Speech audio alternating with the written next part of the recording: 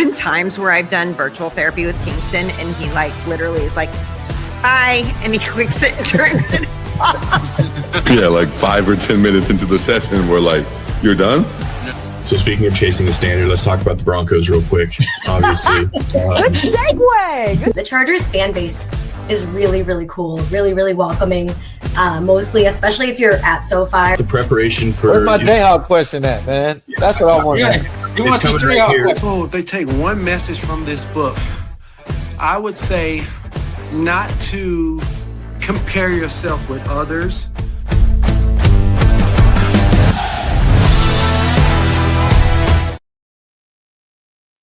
Whoa, what is going on, everybody? It's Tuesday night. That means it's West War Room Rivals night. I'm with the Shovik brothers right now in the studio. Corey repping the Broncos, Austin representing the Chiefs.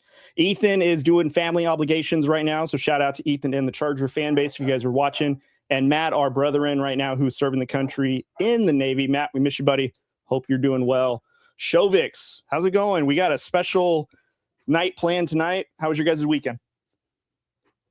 Yeah, I mean, the weekend was good. It's just been the longest week ever right now, but we're managing, we're getting through, and I'm very excited for tonight. Very cool. Yeah, well said. Good weekend. It's actually, today's my Friday. I don't work again until next Tuesday, so we're just gonna enjoy America and some hot dogs. Who did you pay off to get all that time? He's about off? that wiener life. Yeah, it's America's birthday. No better way than chowing down wiener. I earned my PTO. Thank you very much. So I'm paying myself to get this kind of time off. I was going to say the War Room looks really great with your contribution there, Austin. You had a lot of time on your hands, I see. Although I do want to tell you guys, congratulations. You guys just broke January subscription record. So we got a sub right before we jumped on live. So that means we beat January, which was our all-time month. So shout out to you guys for the subs, and don't forget to keep subscribing. So let's get some sponsor shout outs before we get going. I'm not sure where, there it is. It wasn't up there. So JBW Solutions LLC, shout out to the big sponsor, Emporia State Federal Credit Union, and also Troy and his team at Field Ops Kansas. Gentlemen, we have a special guest tonight. We have him in the title card. He is the Patriots super fan, and he is known, don't get him mixed up with RexBurkhead, and he goes by NotRexBurkhead. So welcome to the stage, Mike. How's it going, brother? Good. How's it going, guys? Good, man. Good. Thank you for reporting live from your vehicle. We appreciate it. Love being here. Love being You know, here. there's been two other ones that we've ever had that have done it from their vehicle. Quentin Jammer is one, and Eric Coleman was not Eric Coleman. It was Jason Webster. Jason Webster. Yeah. Jason Webster also. He was I believe he was at one of his son's basketball practice. So Yep. he was like, I'm in the car. So hey, you're fitting right in. You're an elite company right now. Yeah. Awesome, Mike. Well, if you're ready to get started, we got some questions here for you. We'll be talking Patriots majority of the episode. And again, Mike, why don't you introduce yourself to the audience of who you are and where the name came from? So my name is actually Mike, but there's so many Mikes in my life that on social media it's a lot easier with NotRexBurkhead or just Rex. I'm from upstate New York. I'll be 34 the day the Patriots play the Seahawks to start the season off. There we go. I became a Pats fan in '98 because of Teddy Bruschi. Just his leadership was just something that drew me to the team. Thank God I didn't pick the Cowboys like my dad wanted. As far as this season, I have high hopes. The reason for the name was actually, I just had a basic name. I think it was like Mikey Chris 12, just some basic name. And I want to say it was the first year Rex was on the Texans, or second year, one of the 2 years. He got hurt. It was a pretty gruesome injury. I believe it was his ACL, actually. And someone commented on my video saying, "Hey, Rex, are you okay?" And I was like, Rex. And that's like, we went back and forth in the DMs, and he was like, "Hey, you look like Rex Burkhead." And I was like, "Oh." And then that's just why I chose the name. Nice. It's a great one. And it stuck with you for a long time, because as soon as Austin had said, "Hey, not Rex Burkhead's going to," I was like, I know exactly who that is. I promise we've been in the same room together, him and I. Promise. I'm sure. All right. Let's dive into some Pat's questions here for you, Rex. And we're going to just start off with a hard one. So are you still bothered by the Patriots losing the Super Bowl? Actually, I wasn't bothered at all, really. Before the season had started, I said the floor's probably like 6 or 7 wins. Personally, for the ceiling, I was saying 9, maybe 10. That's kind of being generous. If we did make playoffs, I had us getting eliminated first round. I didn't think it was going to be as good of a season as it was. It sucks getting to the Super Bowl and losing, but we got there and nobody thought we could. Most of us didn't even think we could. But I'm proud that we made it. Now you're going to give Cody, the Raiders fan, hope. He's thinking like, maybe 5 or 6 wins. And then Mendoza is our savior. The next Tom Brady. Yeah. That's what we need, you guys. That's what we need. So besides the embarrassing offensive line, and obviously on the TikTok lives, I remember seeing you on ours too, and the Patriot fans are just letting Will Campbell have it. Sorry about that. Great song, by the way. Not only does he look like Rex Burkhead, but he sounds like an angel. That's right. The offensive line, it was solid throughout most of the season. What I noticed a lot from Will Campbell, obviously he's a rookie. I do give him some leniency. It's not easy for the left tackle position as a part to like all the other spots. Right tackle's kind of easier. The center of the line's a little bit easier than that, but the left side is always going to be the hardest one, especially trying to fill that role with a rookie is not easy. And I noticed with his technique, when he's going to the defender, they're not really doing a whole lot most of the time. And most of the playoff run that we saw and most of that Super Bowl, he's basically on Drake May's heel. And it's something that I'm glad that he was working with Lane Johnson and Teron Armstead with in the offseason to improve that. So I'm hoping this year it's a big change. As far as Jared Wilson goes, I do not know why he was playing left guard because he's a center, but he's now over at center. And I'm glad we got Elijah Vera Tucker there. So I think we filled up some spots. And in case Will does have an issue, we've got Lomu. So with the struggle with that, we talked about after the Super Bowl about Josh McDaniels' lack of adjusting to that side where the Seahawks kept sending the same pressure from that side. Do you think early on in the season, I mean, obviously copycat league, do you think that they may actually put some help over there for him just to get him comfortable and get him kind of established, or how do you kind of foresee that happening? I can see something like that. I think even though he's going to be the starting left tackle, I think Elijah Vera Tucker is going to help him a bit more. Having that, I wouldn't say like veteran to the standard that we usually call veterans, but compared to what he had next to him last year, I do think that was an eye-opening to our offensive line coach. Hey, we need to figure something out with that. Even though Lomu's over there on the right side, this might give him a little swift in his pep step, so to speak, to do better coming next season. And I do think, as hands-on as our coach is, I think he's going to be even more hands-on this year because now the expectation's a lot higher than last year. Yeah, your guys' head coach is very hands-on. I was going to say that the sources Rossini. So yeah, you tossed that one for us. I did. I helped you with that one. Yeah, definitely soft tossed it. Hey, whatever helps get you to the Super Bowl, right? Okay, whatever it is. But what's the biggest lesson from the organization that you think they had to learn from that ass beating in the Super Bowl? I think the biggest lesson was if you get too comfortable and complacent with who you played, the game plan's not going to work against a more complete team. I understand that, Herbert didn't have a line. I'm not going to make excuses. I'm just going to say that's a contributing factor from someone whose quarterback is now the most sacked quarterback in playoff history. I understand how that is. Except one of them got it done, the other didn't, but that's besides. one of them went across the entire country to score 3 points, but whatever. The game plan that works against those 3 teams was just get the lead and hold it. Don't let them do too much. We understand that our team's not where it needs to be. Just do this a little bit. The game plan for the Super Bowl should have been much more aggressive.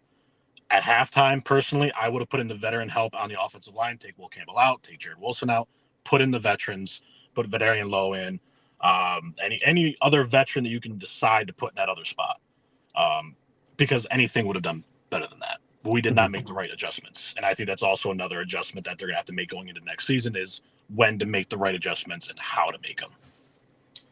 I think it's nice to finally, like, you're back to having expectations, right? Like we talked all like the last probably 2 seasons about, do we have the quarterbacks? Do we have the quarterbacks? Now it's like, well, we have the quarterback, we have the head coach. Now there's expectations again. Now we don't have to sit here and continuously watch, be a Jets fan or be a Browns fan. Some of those teams we can actually sit here. Raiders. Yeah. So, yeah, I mean, it's nice having the expectations. It is. Yeah. And I think you kind of said it too. Obviously, we like to blame and credit the quarterbacks. I mean, that's just what it is anymore, right? But I think you said it with adjustments about not making the right adjustments.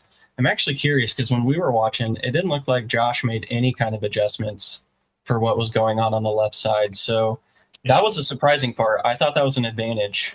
He's coached in big moments before, but he just kind of left Will Campbell out there. So as much as we can blame Drake Maye or even Will Campbell, it doesn't look like they did them any favors, with offering help or, play calling of that nature. So we naturally blame quarterbacks, credit quarterbacks, but larger scheme is I think there was just a lot of things that piled up in that Super Bowl. Oh, absolutely. I will play some blame on Drake Maye. I understand it's his first playthrough in the postseason. Brady's wasn't beautiful either. Nope, not everyone's is great. I mean, Patrick Mahomes had a great one. Brady didn't. Josh Allen had a pretty good first run. Drake Maye's just was more fortunate as far as wins. Statistically not that great, and that's fine. I would much rather have the guy that has a pretty good stat line and gets you to the bowl than a guy that puts up MVP numbers in the playoffs and doesn't win anything over and over and over again. Bills fans, he's talking to you. Oh, absolutely. How do you win all these division titles and then not go to the Super Bowl? I mean, I don't understand. Let alone win. That's besides the point. We're not here to shoot the shot at them. I'll leave them alone for a moment.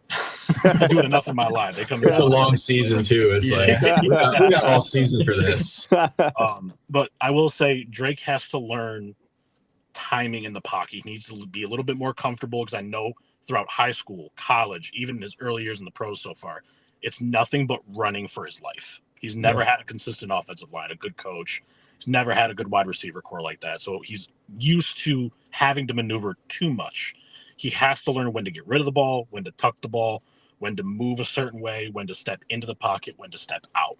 He hasn't fully grasped it yet. We've seen that throughout the playoffs, especially facing 3 straight top 5 defenses, then finally a complete team where you don't just have to beat the defense because the offense isn't something you got to be worried about. But now you had to against Seattle, so you have to adjust that play. Yes, happy feet. That's a hard thing to get over, because that's kind of just like a react thing, right? Like you have to really. We see it with Mahomes, like when his line either gets injured or they have a bad stretch. Even Patrick Mahomes gets happy feet, and that's a hard habit to break, especially with Drake Maye. That's all he's used to. So and happy feet, we know quarterback have to have their feet and their base under them and comfortable. So yeah, I mean, we could break it down for sure, but there's enough blame to go around in that Super Bowl. But again, there usually is, right? Especially for the losing team. Yeah. Just thank you for Gonzo for making it not as bad. Give him the bag, please. He deserves it. Oh, yeah. We had someone say that Sauce Gardner was better than Gonzo, and we were just like, none of that slander in this live here, because that was ridiculous. I had a guy in my live a few days ago say that Gonzo was overrated. He's maybe 20th. I know. I was like, look, personally, after that Super Bowl, I put Gonzo at 1 based on how he played. I'm not mad if someone says PS2 because he's a fantastic corner. But if you ever put him under anyone other than PS2, we got a problem. That's how our tiers are. Like it's Patrick. For me, it's Patrick Surtain and kind of Gonzo and that like, who do you want tier? Yeah. And then you have like Stingley, right? And kind of that Ward. Yeah, and Denzel Ward in that group. Mm-hmm. Sauce isn't in that group either, but like Gonzo.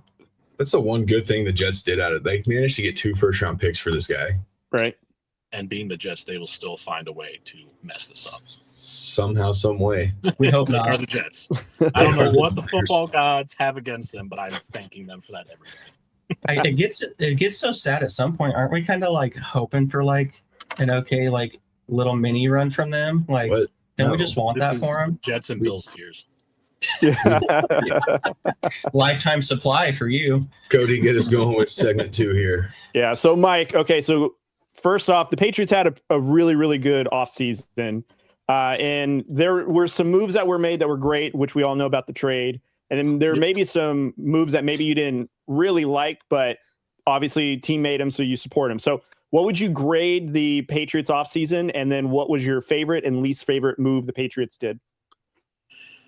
I would give it, before the AJ Brown trade, I gave it like B plus, because there were still some things that we needed to address, like not drafting a wide receiver in the draft in general. I was really looking at, I don't remember his name off the top of my head, but he was from Mississippi State. I believe he was 5'9". He was a speedster. I really took a liking to him. And not drafting I wouldn't say a solid edge rusher, but I was kind of hoping for somebody, no offense, Gabe, if you ever see this, but somebody that was more like an Ohio State caliber edge rusher type of deal. Or at the very least, I'm not big about Kayvon Thibodeau over in the Giants. He's not doing very well over there, but I was expecting us to make a move for him because they're looking to get rid of him, and we need an edge rusher. And I think he would fit perfectly into our scheme. That's the one thing I didn't like, is that we didn't draft an edge rusher, but we did draft a quarterback for some reason. I don't know why. We drafted a quarterback.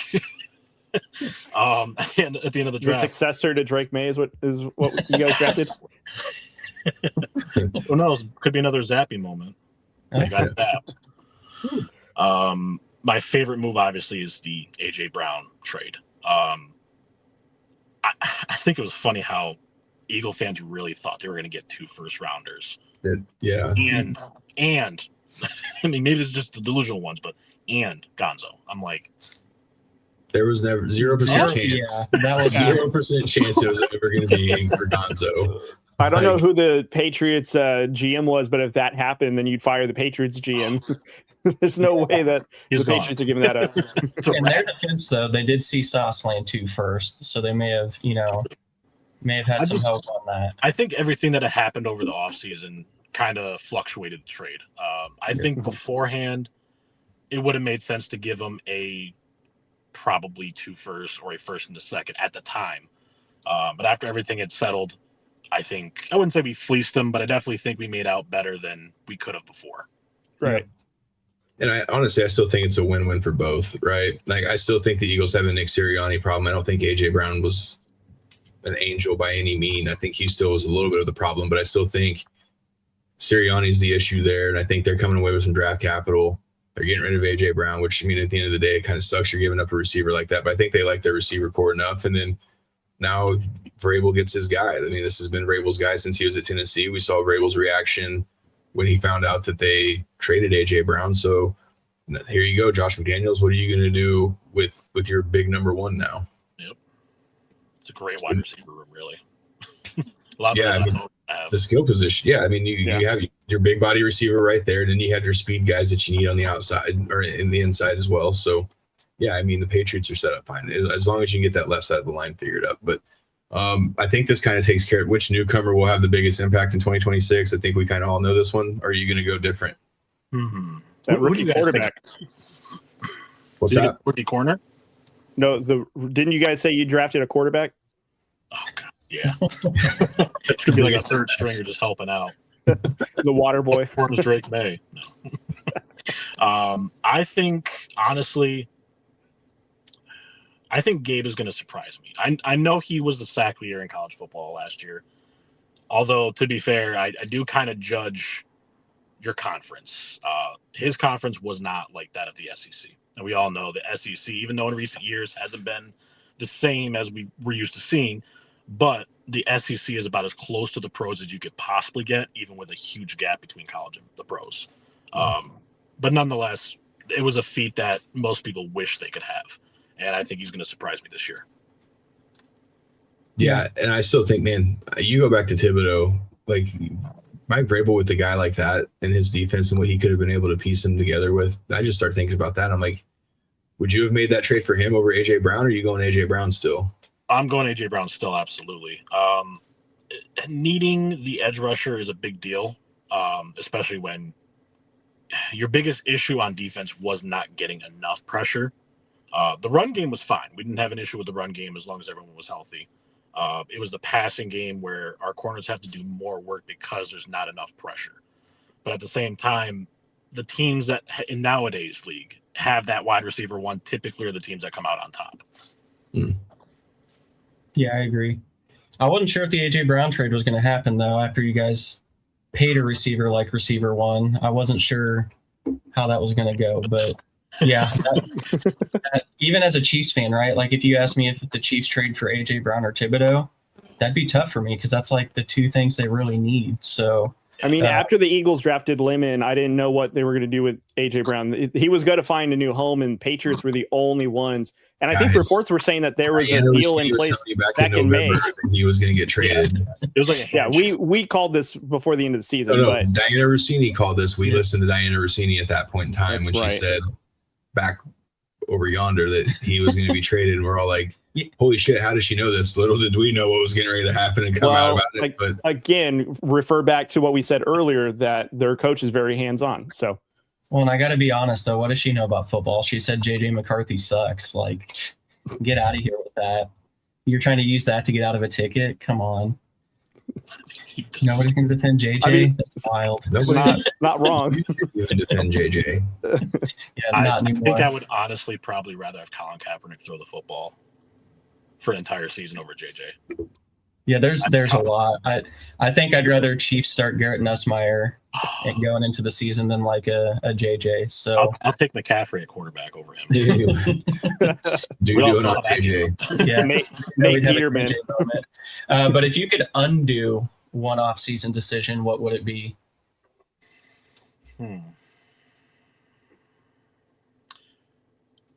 I really just think it goes into what we didn't do that I want to undo. But if I have to pick something that we did do, I would say, does it have to be this offseason?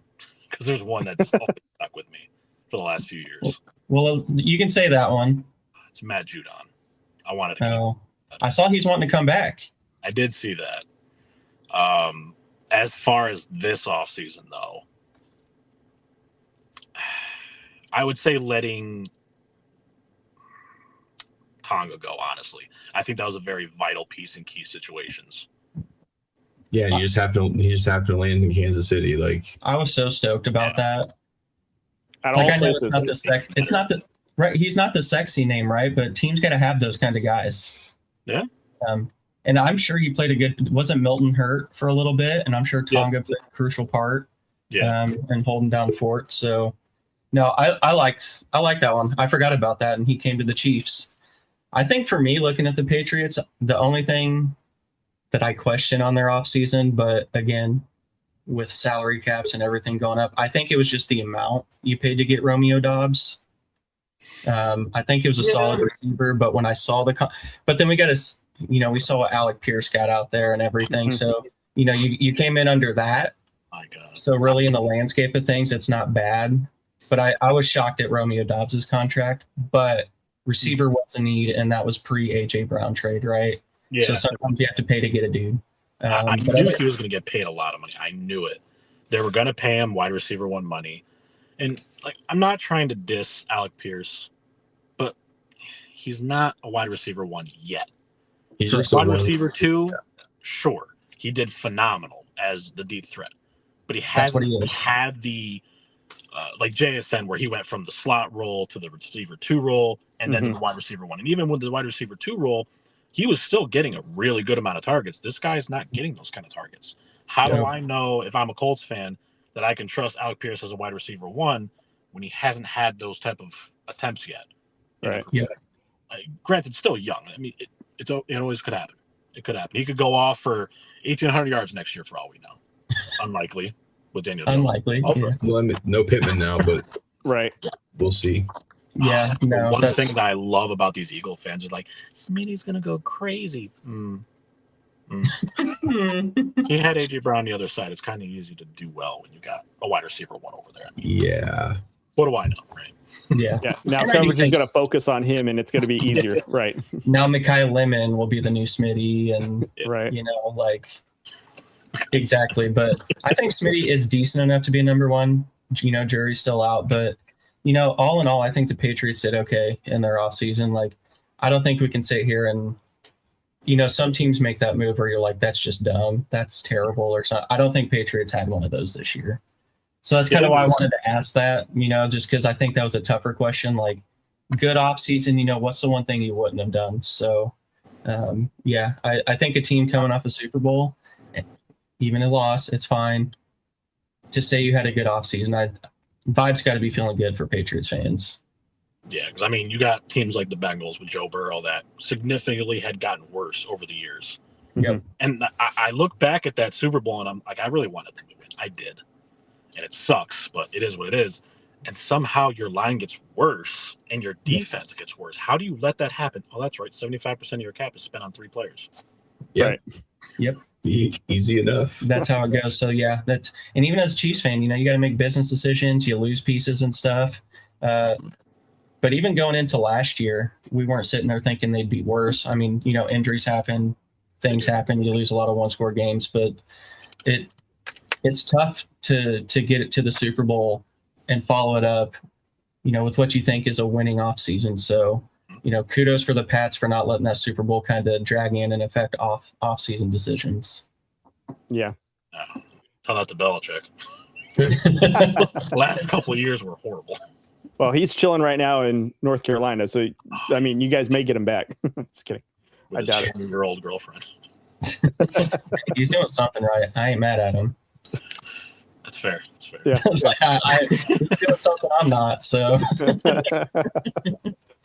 Well, Mike, I know that you mentioned that you kind of predicted the Patriots record last season. So now this season, obviously offseason moves, high expectations. What would you give the Patriots record at the end of this upcoming season if you've already predicted one? I would say the floor is 11 wins at this point now with AJ Brown. The ceiling, if things go a certain way, I could see 14 or 15 wins. I think the more likely outcome is maybe 12 to 13, give or take. Being biased, I would love to see undefeated. And if you look back at last season, just a couple mistakes had us undefeated, but it happens. It is what it is. Can't always go 16-0 and then lose to the Giants in the Super Bowl. I would say we had Kawika Mitchell on, and we talked to him about that Super Bowl. He was stoked because he had a sack on Tom Brady that game, and just a little, salt in the wound right there. But yeah, what do you boys think? You think 11 wins is their floor? I said on the live last week or the week before that I thought 10 wins, but I think the ceiling, like he said, is 12 or 13.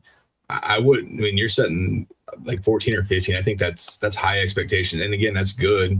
I'm not there. I'm not even there with Denver. Like, I think Denver and the Patriots I think they're like right there together. I seriously think that we could be about the same. Denver could be a ceiling of like 12 or 13 wins, but I could see it being, 11.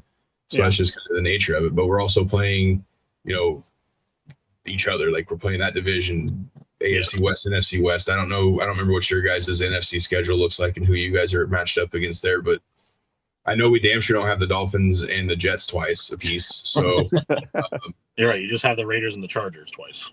Yeah. Well, hey, Bo Nix is 0-3 against Justin Herbert for those keeping track at home. Yeah, so. And the Raiders split with the Chiefs last year, so.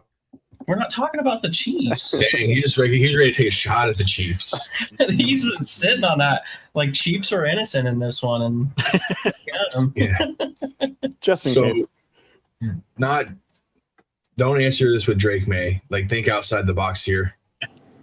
Team MVP, and give me your defensive MVP. Defensive MVP, I think, is going to be Gonzo as per usual. Although last year, I think I would probably give that to Milton Williams because of how. Dude, he was beast. How Eagle fans treat their players when they're leaving. I thanked Eagles fans for getting Milton Williams. And they're like, "Oh, you can have him. He wasn't that great." I'm like, he was a big part of why he won, right? Like, he was. Yeah. And the way he changed our run defense was just insane. With him on that line when he's healthy, oh boy, it's a big boy coming down that middle, and you better run. But this year, I'm going to go with Gonzo. Especially now that he knows he's going to get that contract. I know he's up. I wouldn't say like totally upset, but it's affecting him a little bit of losing that Super Bowl after trying so hard and doing everything he possibly could, putting his whole body on the line all game long. Literally. I think he's going to have a great season. It doesn't always show up in the stat sheet, and that's why I tell people like numbers don't always mean anything. There's context to it, especially on the defensive side. Not everything that someone does is on the stat sheet, and that's totally fine. That's why like we can talk numbers, but there's context to that. You got to get deeper into that. Yes. Offensive MVP, obviously, I would say is Drake Maye. The team MVP, though, honestly, I'm going to go along the lines of Spillane or Travion now that we've got Gilliam from the Bills, because that's going to really beef up that run game. Now, because what we were trying to do was kind of like with Damian Harris. Travion was supposed to take the starter reps. Ramondre's there for that backup role, and then Gibson obviously for that third role. But because the blocking didn't translate to the NFL the way that it did in Ohio State, it gave Ramondre more reps because he's the better blocker. And we didn't have the fullback to block the way that we needed. But now we eject the guy from the Bills. It's going to help tremendously.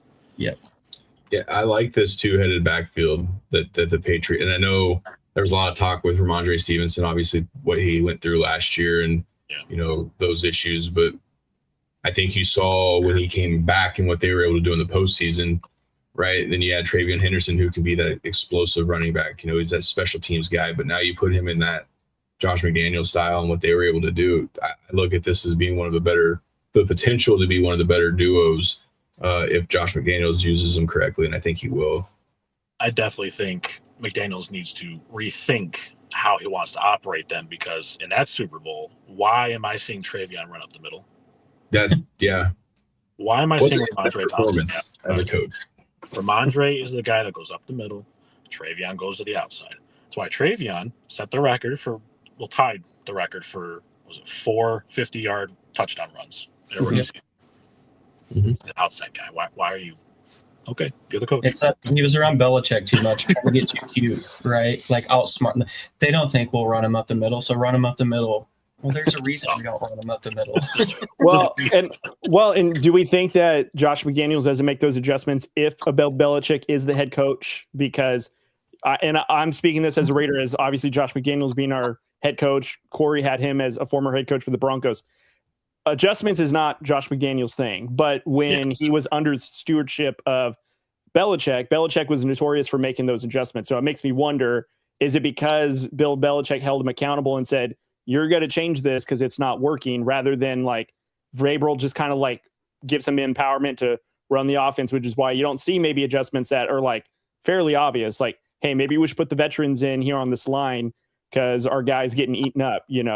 That's what it makes me wonder, if Josh McDaniels just has too much empowerment to run his side of the ball, but it's like we need somebody to say, that's not working. You need to change this immediately, I would say it's a mixture of both.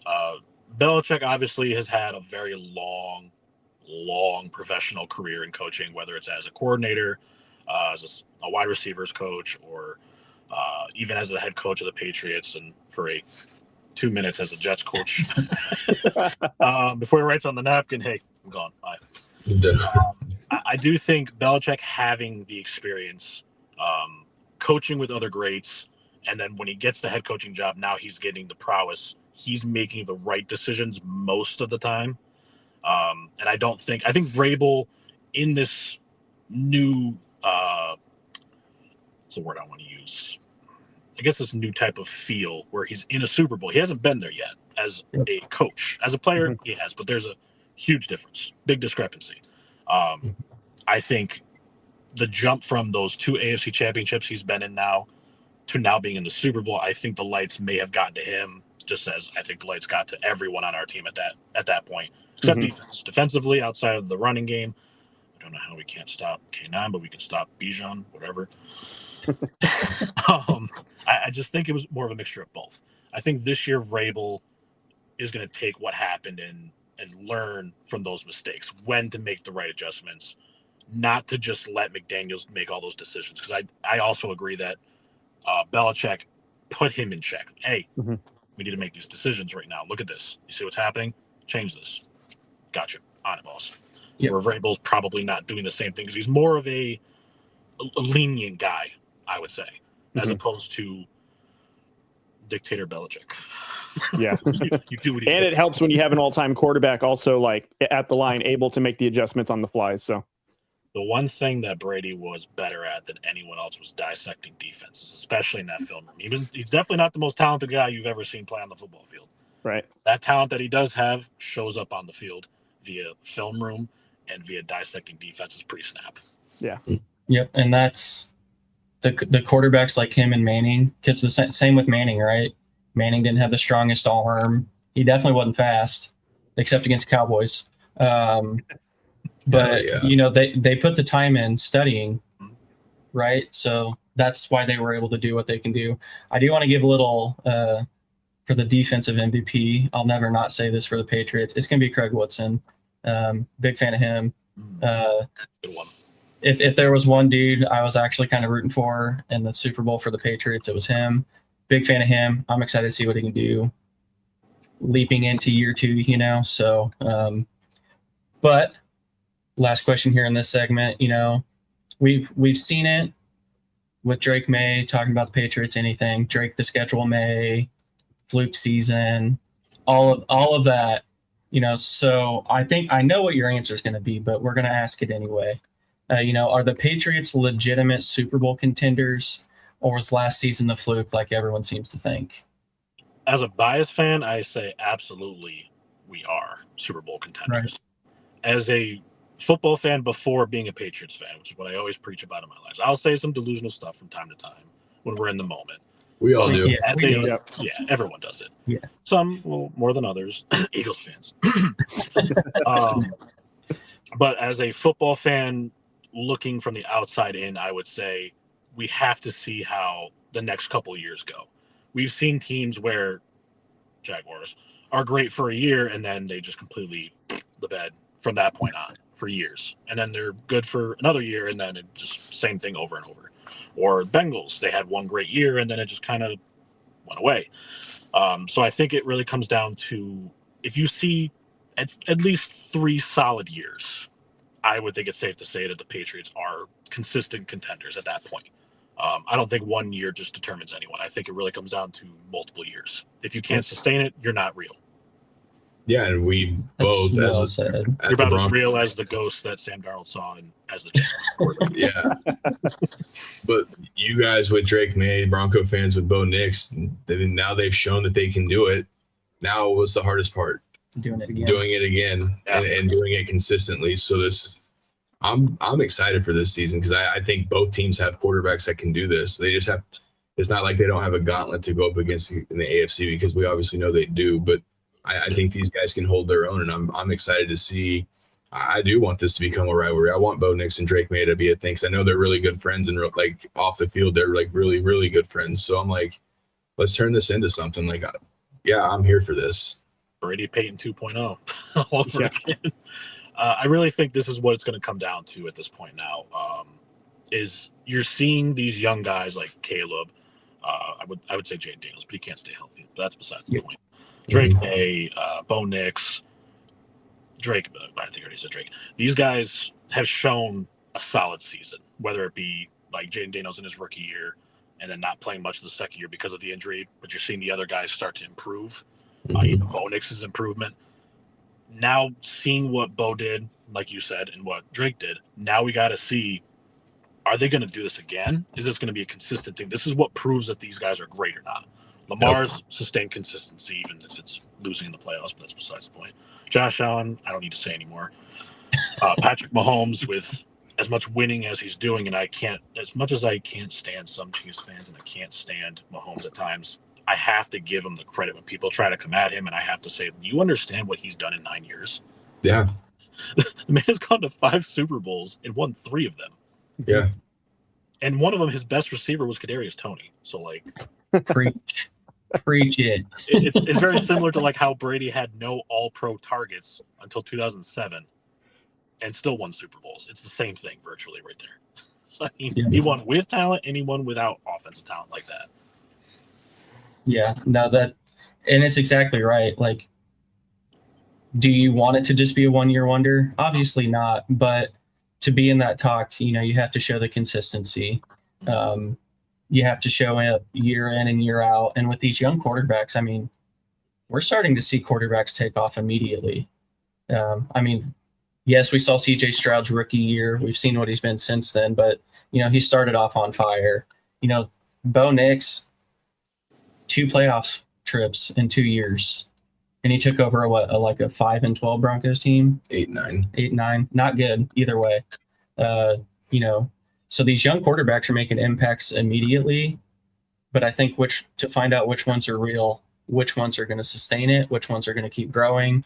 Cody, take notes. This is what you're going to be looking for with Fernando Mendoza. What path is he going to take? You guys just wait. He'll be JJ McCarthy all over again. If I was the Raiders, personally, I don't like any of the quarterbacks in this draft class. I don't. Correct. Yeah. Honestly, I'm trading back, and I'm getting either a solid offensive piece that I need, because they already bolstered the defense in the offseason. Yep. And obviously, you're not looking to do anything too crazy. Just still in the top 10. Just trade back, get like an extra pick, get a player maybe. And next season, when we have a better draft class, go for that quarterback. Yep. Mendoza, I am so critical on, because I've watched him throughout his career so far in college. He wasn't that good at Cal at all, which is not much of a surprise. Cal sucks anyway, but even against that, with Indiana, with great coaching, I will give him respect for what he was able to achieve. However, when you only play, this is where you can actually use the schedule. College, you make your schedule. You don't make your schedule in the pros. You played 4 good schools. 4. And out of those 5 games, you had 2 solid games. I'm judging you for that. I don't think Mendoza's it. I could be wrong. No, nobody's perfect, but because it's the Raiders. Yeah, he's got Tom Brady. I hope he doesn't.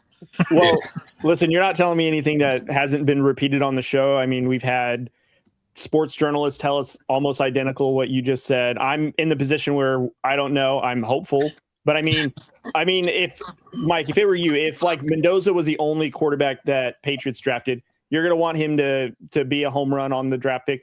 Your team drafted him. You want him to work out. It is what it is. I was in the position of the Raiders talking about this.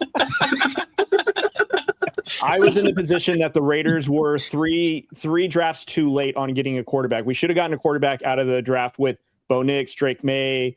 I was saying that we should have used a high pick to move up to get one of these quarterbacks, because we just kind of sat on our hands and watched the top 6 quarterbacks fly off in the first 12 picks, and our 13th pick was Brock Bowers. Now, granted, Brock Bowers is a great player, love him, but we needed a quarterback like worse than we needed a tight end, because that was back-to-back seasons we had a first-round tight end. So I'm right there with you, man. But also, like, this is what we had.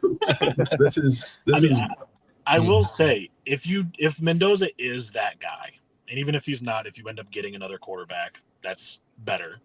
I think that'll happen, but that's besides the point. Brock Bowers, I like to call him mini Gronk. I think he has the potential not to be Gronk, because there's only one Gronk. Right. But his skill set, I think, fits perfectly with what teams are looking for now, while still trying to have that tight end that's able to do more than just pass catch. Because most tight ends now aren't great blockers. Right. They're just more like big receivers. And I think Brock Bowers and Myers, I think, is a perfect combination of both wide receiver ability at a tight end position while still having solid blocking foundations. Yeah. Yep. Segment 4, Cody. Put up or shut up. Don't back the Raiders for a moment. Don't sound so sad with these ones. All right, Mike. So Drake here had almost 4,400 passing yards, obviously 72% completion percentage last season, runner up to the MVP. For this upcoming season, what do you think Drake Maye's stat line looks like? I would say around the same ballpark. The biased fan in me obviously says a lot more, but the realism is it could be a little bit less, it could be a little bit more. I'm going to say it's going to be right in the same ballpark. It's not consistent that you see young quarterbacks throw 8 picks and then they don't throw double digits the next year. So I'm going to kind of throw them in the ballpark of 10 to 12 interceptions, give or take. I do expect the touchdown number to go up, though. I do think the rushing touchdowns are kind of they're going to be about the same. I think rushing yards will probably be about the same too.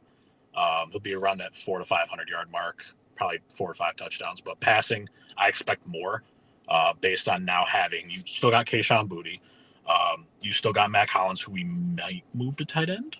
That'll be interesting. You still got now you got Romeo Dobbs, which is like younger Diggs. There's also the rumors of us getting Diggs back. I don't know why we would do that, but whatever. And AJ Brown, and you still got Pop, which as much as I love Pop, I would like us to trade him. Football gods, hear me, please. His ceiling is already there. He's not getting any better. And then, of course, having the blocker that's going to help with the run game. It's going to also open up more of the passing game with the backs as well.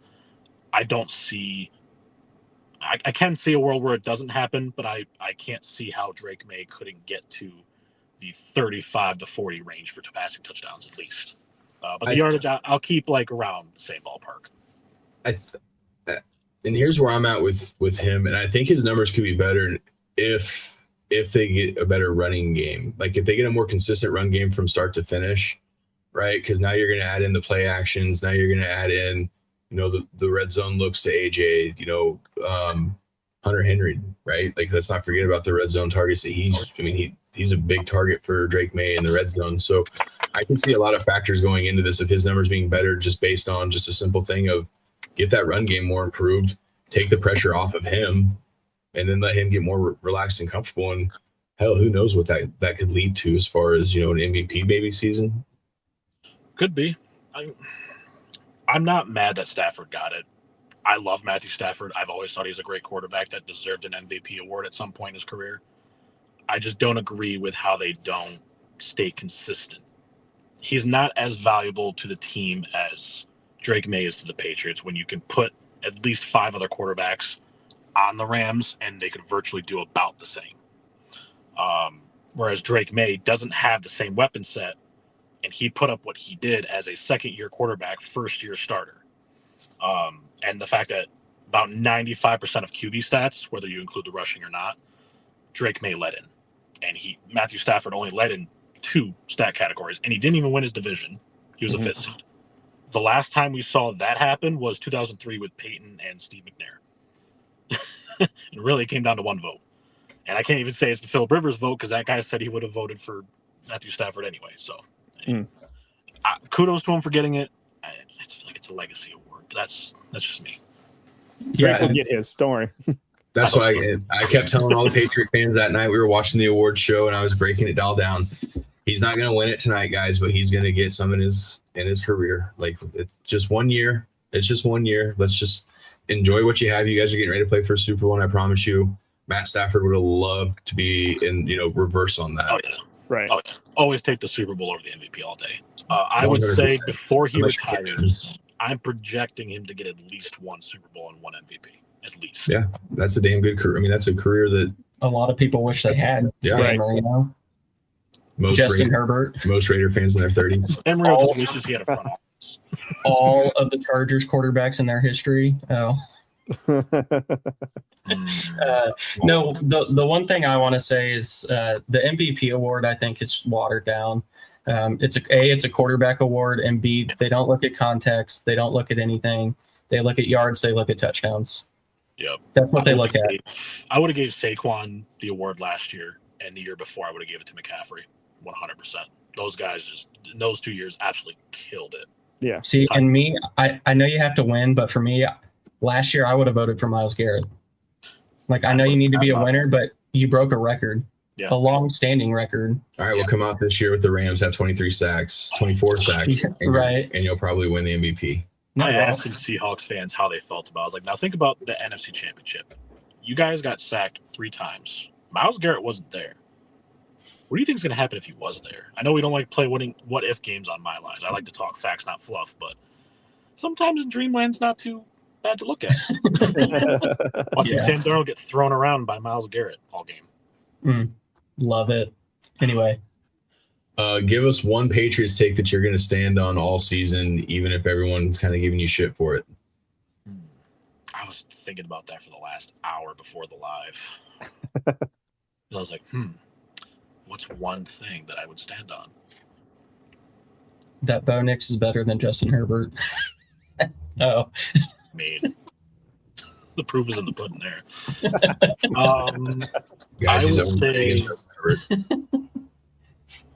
I would say I still think, even though the Bills have declined in my eyes, I still think we split with the Bills. And I have us losing to the Chiefs this year. See, and I got roasted for having a similar opinion about the Chiefs. I had us getting swept by Denver, and someone's like, "You're not a Chiefs fan," and I'm like, "I am a Chiefs fan, but like, it is what it is. Like, they're good. Like, Bo Nix almost beat Kansas City in Arrowhead as a rookie. Like, sometimes real talk is real talk. So, yeah, you'd probably catch some flack for that for sure. I did a lot of it. Yeah." They're like, "What do you mean we're going to split with the Bills?" And I'm like, listen, I understand the moves that were made. I understand that they have a first-year head coach who their fans wanted to fire, not promote, nonetheless. I think that's what people kind of misconception of like what we're trying to do is like, yes, we love our teams. We'll stand by our teams, but we're also not going to just sugarcoat it because we are fans. Like, we're going to tell you our opinions. If you don't like it, go watch ESPN or something that's going to sit there and tell you what you want to hear. Like, you're still going to root for the Patriots in those games, right? Yeah, absolutely. Like, just because you think the Bills are going to win, it doesn't mean like, oh, never mind. Yeah. I placed a wager on the Giants to win in 07, even though I rooted for my team. So either way, I won. Win-win. Smart. Yeah, right? Well, I had a kid behind me in health class going, "Hey, you like my shirt? It said 18 wins, 1 giant loss." I just sat there with my money going like this. I'm doing all right. I have the Broncos as like that toss-up game because I sometimes think too many weapons is too much, but it could just be what Bo Nix needed to really get that jump. And Jalen Waddle's a huge piece. Mm-hmm. And I'm irritated with Miami for getting rid of him because I love Malik Willis. I was happy he was going to get a shot, and then they get rid of his main target. I'm like, are you kidding me? I mean, thank you. Are you kidding me? Similar-ish offenses, minus Denver has a way better offensive line. But, like, you've added weapons now. Like, you both have receiver rooms.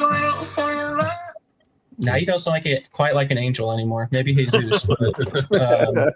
But, you know, tight end position, not really relevant, but you have some names there. So I feel like you guys are kind of similarly built when it comes to offense, minus Denver does have an elite offensive line. Yeah. So finish the sentence for me, though, not Rex. The most delusional thing Patriots fans believe is? Drake Maye is Tom Brady 2.0. Thank you for saying that. I'm tired of hearing. Dude, there's never going to be a Tom Brady 2.0. Never. And I'm saying that as a fan of who people were claiming was Tom Brady 2.0 and Patrick Mahomes. There's never going to be a Tom Brady 2.0. Accept it. Realistically, when I look at Mahomes, wow, this sounds like Colin Cowherd would say it. Now, here's a guy. I look at Patrick Mahomes when I'm watching him throw. It reminds me a lot of like a Dan Marino, just a little bit more mobile. Yep. As far as his arm talent goes and his ability to maneuver the ball in ways that most quarterbacks can't. I think that also comes to having that baseball background. Because it makes Kyler Murray, you're seeing, even though he's not doing great in Arizona, you're still seeing him make certain plays that you're not expecting from a normal quarterback standpoint.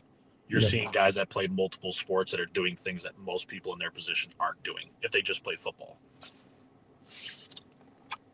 I agree. I don't like the 2.0 talks, right? Like Drake Maye is Drake Maye 1.0. So I like that. The delusion is definitely there, but that's not actually what I was expecting you to say. What did you think I was going to say? I honestly had no idea. I don't really know what a lot of Pats fans are delusional on. Robert Kraft doesn't like massages. Oh, come on. You guys don't like recording other plays or other teams, practices. Listen. You're not cheating, you're not trying.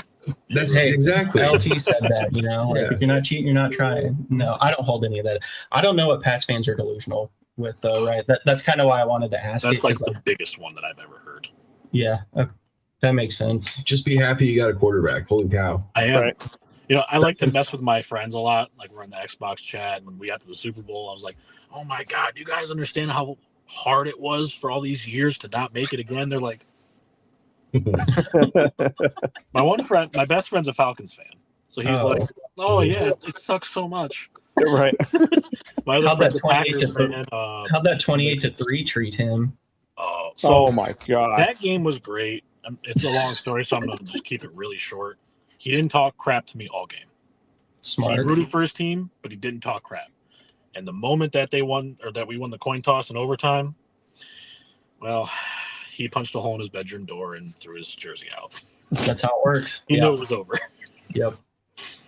Let's get to this last one as we wrap up here. We do want to appreciate you for joining us tonight, but we have a little rapid fire section, so we just go through rapid fire, and Cody's going to get it going with this first one. that's right. Not Rex Burkhead. So, which AFC West matchup worries you the most, and why? I would say the Chiefs matchup. It's going to be Mahomes. I was hoping you were later saying on the in Raiders. season. Damn.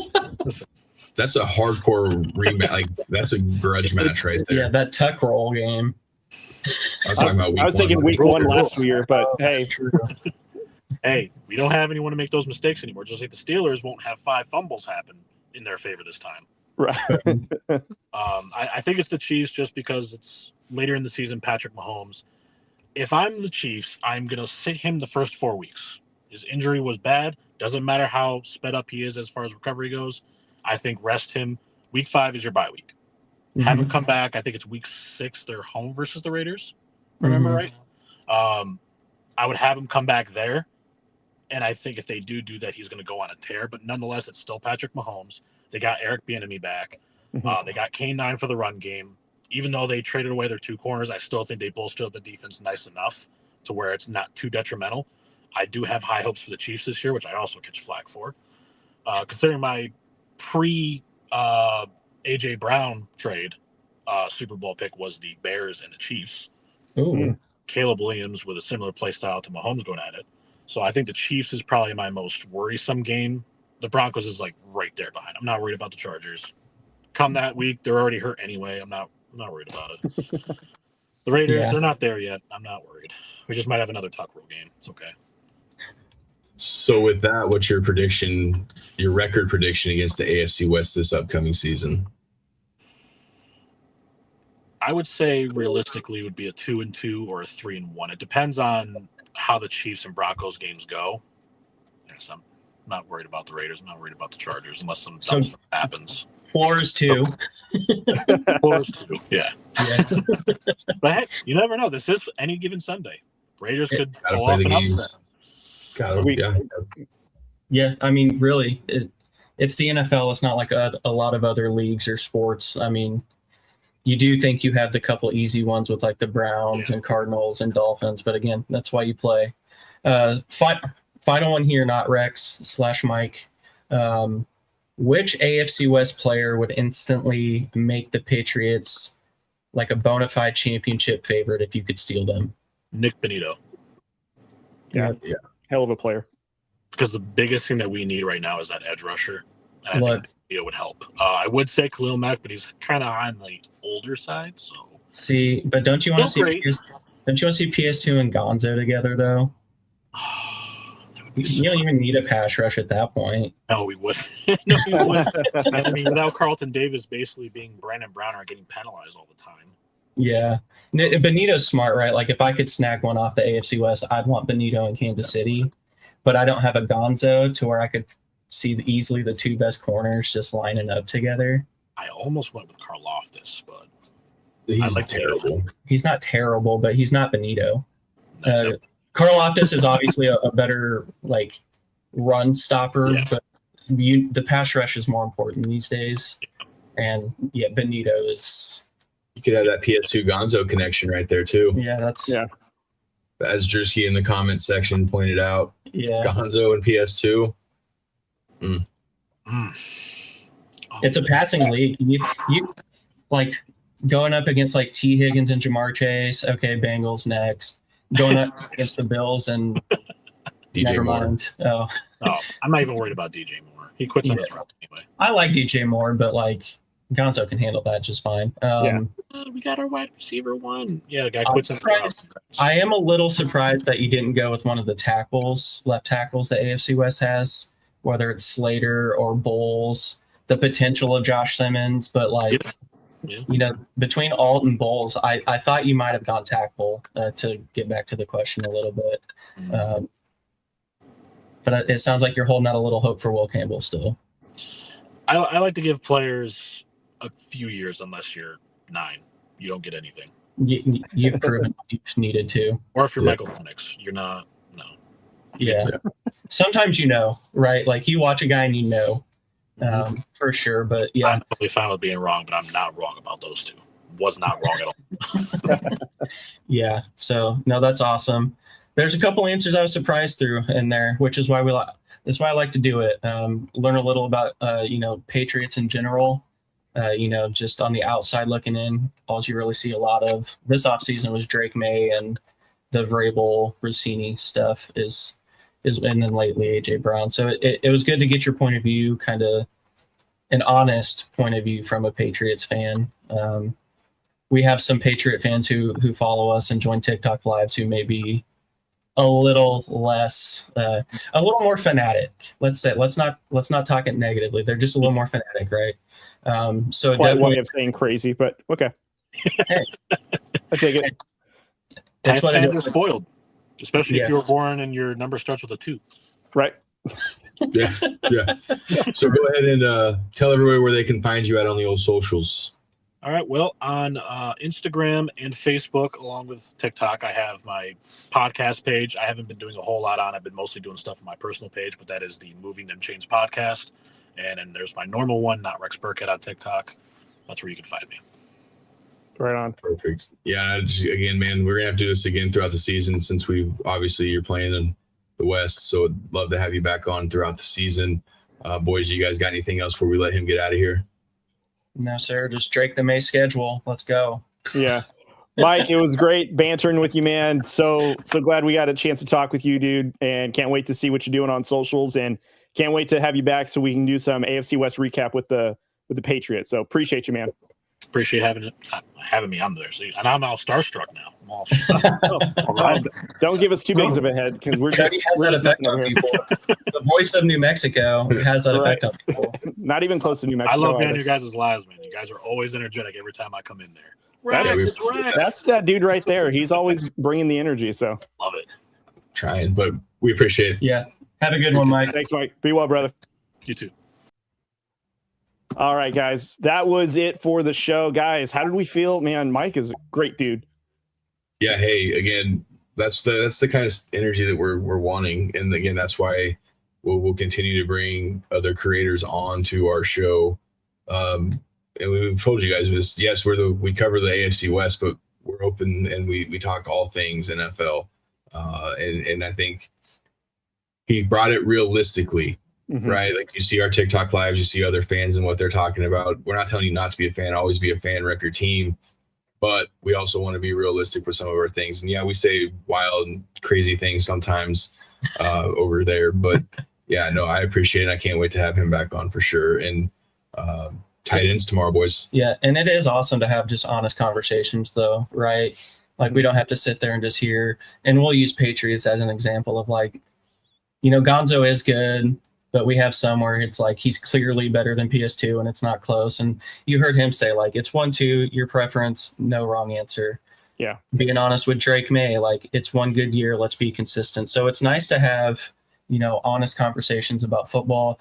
You can still tell he's a Patriots fan, right? Like none of that is taken away from him, but he was able to have honest conversations. So very much appreciated. I can't wait to have him back on for some recaps.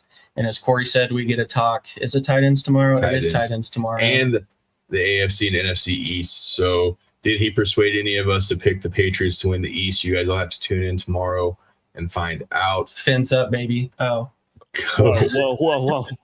This is a family program. Wait, Cody, take us home, read the sponsors, and let's get out of here before we have another show tomorrow. That's right. We got to thank some people and pay some bills. So shout out to Troy and the team at Field Ops Kansas. Shout out to Emporia State Federal Credit Union, Angie and the team, the War Room Banking of Choice, and also the main one right above me right here, JBW Solutions, Jeff and the team. Shout out for all the merch that they send us, and they're just a growing business that's taken over right now in New Mexico. It's great to see all that they're doing in the community. So go to jbwsolutionsllc.com today to get signed up for all safety compliance, OSHA regulations, any sort of certifications and safety that you may need. Jeff and his team has got you guys covered. as Corey said, we will see you guys tomorrow night. New start time, 6:30 p.m. Pacific, 8:30 Central, and it's 9:30 Eastern Standard Time if you're watching us on the opposite coast. So we'll see you guys tomorrow night for the AFC West tight end.